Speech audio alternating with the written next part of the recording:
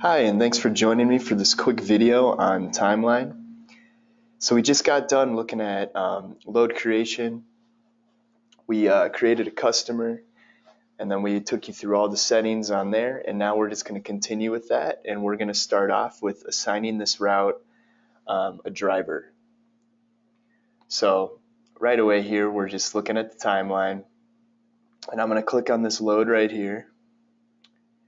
And you'll see we got our stops made, and then right here, this bubble that says no driver, that's where we're going to click to add a driver here. And as you can see on the right, all four of these people are drivers. Those are the only drivers we have in this database right now, so those are the only options I'll have right away.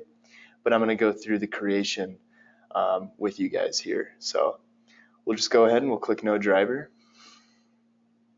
And then this drop down arrow, that's where you can choose ones that you already have available. But we're not going to do that. We're going to go ahead and just click this add. Real quick though, you can select any of these drivers and you can click the pencil, and the pencil will just throw up all the editing options. So that's an easy way to edit some drivers. But we're just going to click this plus symbol to add a new driver and create one. So the driver ID, keep in mind that this can only be numbers. So I'm going to go ahead and throw one in. 8674, and we're going to do, oh, let me back up here because I'm going to double check that. Okay, yeah, so I'm going to create my dog real quick. We'll go 685, first name Zoe, last name Dugan. Passcode now. Keep in mind with the passcode that you can't have any zeros to start. So if I were to do, let's say 0685, when I try to log in on the tablet or keypad, it's just going to skip the 0, and all you'll need to do is type in that 685. So keep that in mind. If you have a 0 in front of it, there's no need to type it in. So I'm just going to do 685. I'm going to keep them the same. That's just kind of what I do. It makes it easy for me. And then I'll kind of show you these settings real quick. I'm not going to really add any here, but there's the HOS profile. You choose US, federal. I'm going to go ahead and do that. Status active. There's all these settings in here. You can add street addresses, home phone, mobile phone, email, social security number, CDL license number. You can assign the driver to a group. I'm going to leave it in sample group.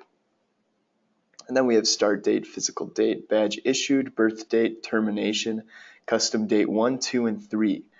They say date, but a lot of our customers use those for basically anything they want. So if you want to throw any information in there, just go ahead and throw any information in there.